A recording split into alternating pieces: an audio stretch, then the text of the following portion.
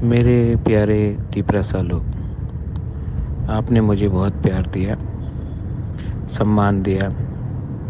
और अगर मुझे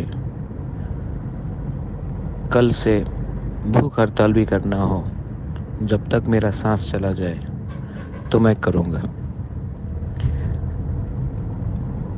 आपको धोखा नहीं दे सकता।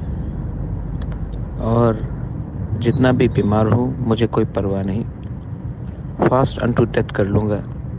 लेकिन गवर्नमेंट ऑफ इंडिया को हमारा बात मानना पड़ेगा, हमसे बात करना पड़ेगा।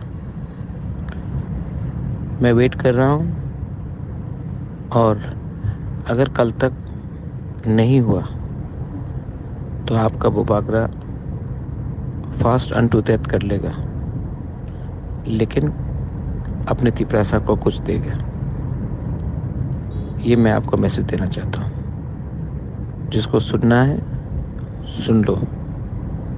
मैं आप लोगों को बहुत प्यार करता हूँ और मेरे ऊपर बहुत प्रेशर है, लेकिन आपको कुछ देना है। मैं रेडी हूँ मरने के लिए, आपके लिए, लेकिन आपको कुछ मिलना पड़ेगा। हम भाई।